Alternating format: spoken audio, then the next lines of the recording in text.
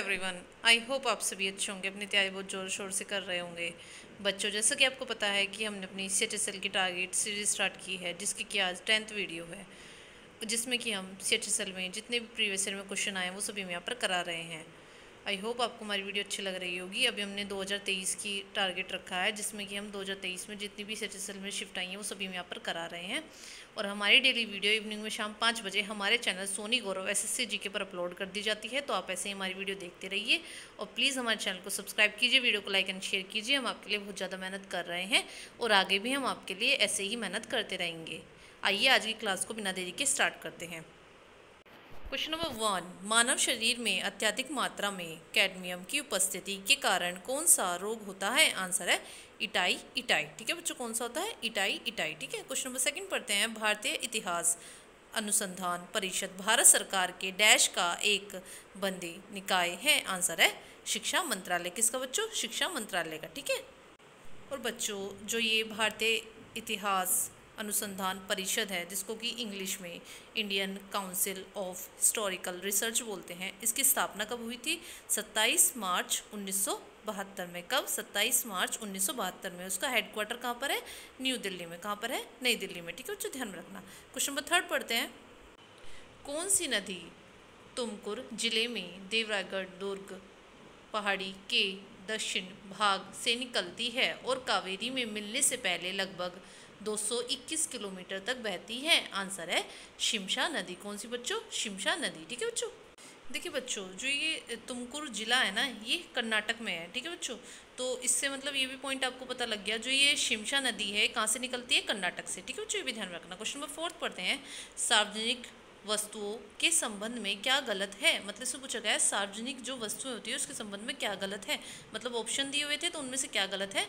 Answer है लोगों द्वारा सार्वजनिक वस्तुओं का उपभोग प्रकृति में प्रतिद्वंदात्मक होता है। ठीक है बच्चों, क्वेश्चन नंबर 5 पढ़ते हैं। प्रकाश संचरण के लिए आवश्यक सैद्धांतिक पदार्थ प्रकाशवाही ईयर के माध्यम से पृथ्वी की गति का पता लगाने के लिए किस प्रयोग की रूपरेखा तैयार की गई थी? आंसर है बच्चों इसका माइकलसन और मोरले प्रयोग। ठीक है बच्चों, क्वेश्चन नंबर 6 पढ़ते हैं। राहुल श्रीवास्तव P डैश की एलो रेटिंग के साथ भारत के 74th ग्रैंड मास्टर शतरंज बने? आंसर है 2500। ठीक है बच्चों, राहुल श्रीवास्तव P 2500 की एलो रेटिंग के साथ भारत के 74वें ग्रैंड मास्टर शतरंज बने। ठीक है बच्चों, क्वेश्चन नंबर 7, किस भारतीय संगीतकार ने वर्ष 2023 में ऑस्कर पुरस्कार जीता? आंसर है MM किरावनी। ठीक है बच्चों, और इन्होंने किसके लिए जीता? बच्चों इन्होंने एक सॉन्ग था जो कि उनका सॉन्ग का नाम क्या है? NATO NATO. ठीक है, उसके लिए इन्होंने ये पुरस्कार जीता था। क्या जीता था? ऑस्कर पुरस्कार 2023 में। और बच्चों इनको 2023 में पद्म श्री भी मिला है। किसको? MM किरावनी को क्या मिला है? पद्म श्री 2023 में, और ऑस्कर पुरस्कार भी इनको 2023 में ही मिला है। ठीक है बच्चों, किस सॉन्ग के लिए? नाटो नाटो के लिए। ठीक है बच्चों, क्वेश्चन नंबर 8 पढ़ते हैं। व्हाइट लाइट एक उदाहरण है? आंसर है पॉलीक्रोमेटिक लाइट। किसका बच्चों? पॉलीक्रोमेटिक लाइट का। ठीक है, क्वेश्चन नंबर 9 पढ़ते हैं। क्या भारतीय संविधान का राजनीतिक दर्शन नहीं है? आंसर है एक शवनिष्ठ राष्ट्रीय पहचान बनाने के लिए प्रतिबंध नहीं है। ठीक है बच्चों, क्वेश्चन नंबर 10 पढ़ते हैं। कौन सा 3 क्रमिक पंचवर्षीय योजनाओं के बनने के बाद पंचवर्षीय योजनाओं के विराम का एक कारण नहीं था? आंसर है खाड़ी युद्ध। कौन सा बच्चों? खाड़ी युद्ध। ठीक है बच्चों, क्वेश्चन नंबर 11 पढ़ते हैं। और बच्चों क्वेश्चन नंबर 10 में एक पॉइंट और ध्यान में रखना कि मतलब जब पंचवर्षीय योजना चली थी तो उनमें गैप भी आया था। वो गैप कब आया था? 1966 से लेकर 1969 तक। कब से कब तक बच्चों? 1966 टू 1969, मतलब 3 साल का गैप था। ठीक है बच्चों, ध्यान रखना। क्वेश्चन नंबर 11, कौन सा पुरस्कार शास्त्रीय नृत्य शैलियों के लिए प्रदान किया जाता है? आंसर है कालिदास सम्मान। कौन सा बच्चों? कालिदास सम्मान।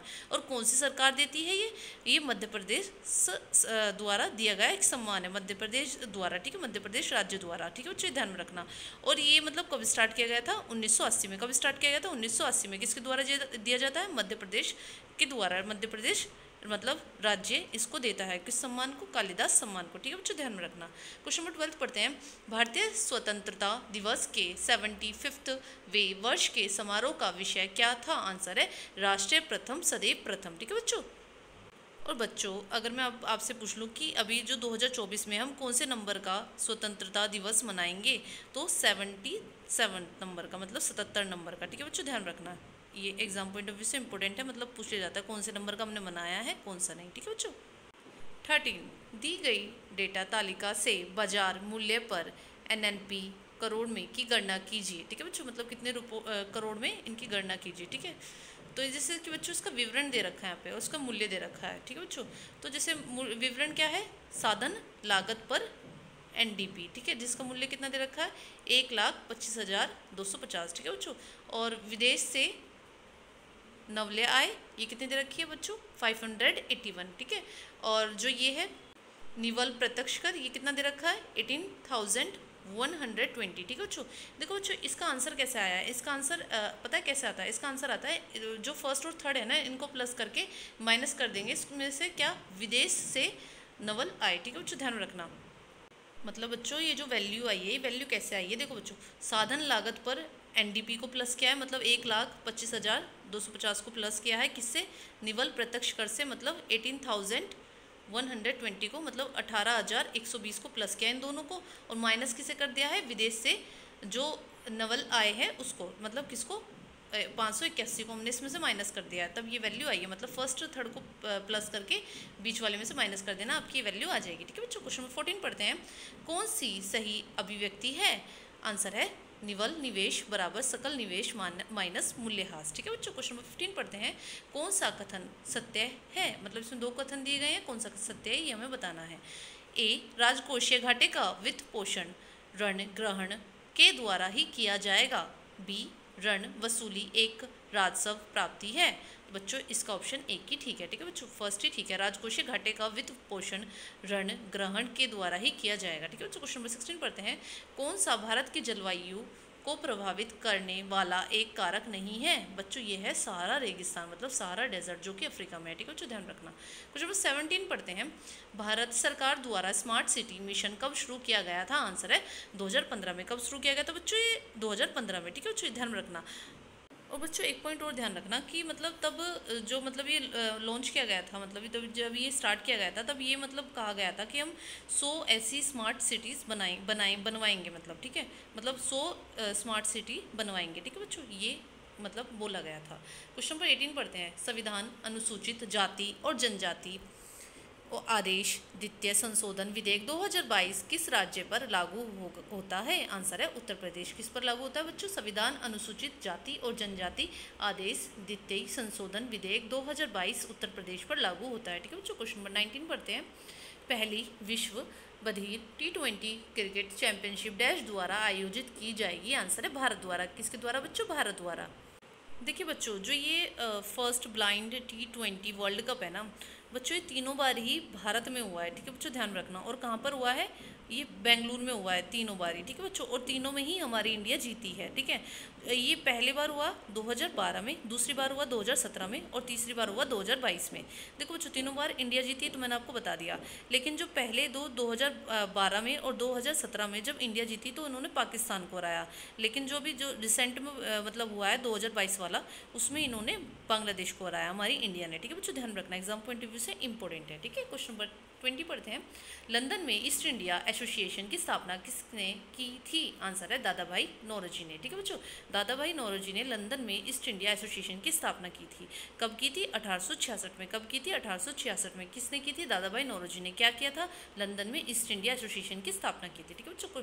और बच्चों ये पेशे से क्या है? ये पेशे से बिजनेस मैन है, मतलब बिजनेस मतलब इनका एक पेशा था। ठीक है बच्चों, ध्यान रखना ये भी। और बच्चों ये ब्रिटिश पार्लियामेंट में पहले भारतीय हैं जो नॉमिनेटेड हुए थे। ठीक है बच्चों, ये ध्यान में रखना, मोस्ट इंपॉर्टेंट है। ठीक है बच्चों। Question number 21। 2022 में मेलबर्न इंडियन फिल्म फेस्टिवल में कौन सा क्रिकेटर विशेष अतिथि था? आंसर है कपिल देव। बच्चों कपिल देव को तो आप सभी जानते होंगे, ये पहले बार मतलब वर्ल्ड कप लेके आए थे। किस में? क्रिकेट में। और कब लेके आए थे? 1983 में। कब? 1983 में। ठीक है बच्चों। क्वेश्चन नंबर 22 पढ़ते हैं। गियासुद्दीन बलबन ने डैश शिष्टाचार के एक भाग के रूप में राजा को अभिवादन के सामान्य रूपों के रूप में सिजदा और पायबोस रीति रिवाजों की शुरुआत की। आंसर है बच्चों अदालत। ठीक है बच्चों, ठीक है बच्चों। जो सिजदा और ये जो पायबोस है किसने स्टार्ट किया था? गयासुद्दीन बलबन ने। ठीक है बच्चों, गयासुद्दीन बलबन ने स्टार्ट किया था। और इनका टाइम पीरियड कब से कब तक है ये जरा ध्यान रखना। इनका टाइम पीरियड 1287 तक है। ठीक है, 1266 टू 1287। ठीक है बच्चों, ध्यान रखना, एग्जाम पॉइंट ऑफ व्यू से इंपॉर्टेंट है। क्वेश्चन नंबर 23 पढ़ते हैं। संविधान का कौन सा अनुच्छेद राज्य को समान नागरिक संहिता का प्रावधान करने का निर्देश देता है? मतलब बच्चों इसमें बोला गया है कि इसमें पूछा गया है बच्चों, यूनिफॉर्म जो सिविल कोड है ना उसके बारे में पूछा गया है कि कौन सा आर्टिकल है। तो बच्चों ये है अनुच्छेद 44, अनुच्छेद 44। ठीक है बच्चों। और बच्चों इसके बारे में मोस्ट इंपॉर्टेंट फैक्ट आपको बताने जा रही हूँ, एग्जाम में पूछा जाएगा, इंपॉर्टेंट है कि अगर मैं आपसे ये पूछ लूँ कि पहला स्टेट ऐसा कौन सा है जिसने UCC लागू किया है, मतलब यूनिफॉर्म सिविल कोड, तो बच्चों वो स्टेट है उत्तराखंड। कौन सा है? उत्तराखंड। ठीक है बच्चों।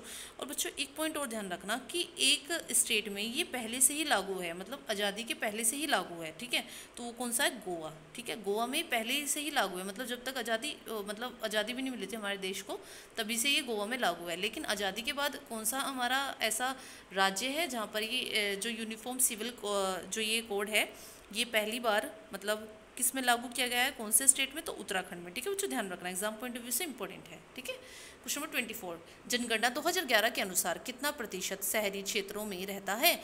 आंसर है 31.16%। कितना बच्चों? 31.16%। देखो बच्चों ये तो हुई जनगणना 2011 के अनुसार जो मतलब शहरी क्षेत्रों में रहता है। लेकिन अगर मैं आपसे ऐसा ही ग्रामीण क्षेत्रों का पूछ लूँ तो बच्चों वो भी ध्यान रखना 98.84%। कितना बच्चों? 98.84%। ठीक है। क्वेश्चन नंबर 25 पढ़ते हैं। किस लोक नृत्य का संबंध राजस्थान से है? आंसर है गेर। किसका बच्चों? गेर का किससे है? मतलब किस राज्य से है? किससे? राजस्थान से। किससे? राजस्थान से। और क्या कौन सा डांस है ये? लोक नृत्य। ठीक है बच्चों, ये भी ध्यान रखना। ठीक है बच्चों। तो बच्चों देखो आज मैंने जितने भी आपको फैक्ट बताए हैं वो कहीं ना कहीं एग्जाम में पूछे जाएंगे और आगे भी पूछे जाएंगे, चाहे वेंडर कोई भी हो। ठीक है बच्चों। तो बच्चों आज हमने पूरे 25 क्वेश्चन कर दिए हैं। आई होप आपको हमारी वीडियो अच्छी लगी होगी। आप ऐसे हमारे साथ बने रहिए और डेली हमारी वीडियो इवनिंग में शाम 5 बजे हमारे चैनल सोनी गौरव SSC GK पर अपलोड कर दी जाती है। तो आप ऐसे हमारी वीडियो देखते रहिए। प्लीज़ हमारे चैनल को सब्सक्राइब कीजिए, वीडियो को लाइक एंड शेयर कीजिए। हम आपके लिए बहुत ज़्यादा मेहनत कर रहे हैं और आगे भी हम आपके लिए ऐसे ही मेहनत करते रहेंगे। ठीक है बच्चों, bye, take care, thank you, have a nice day.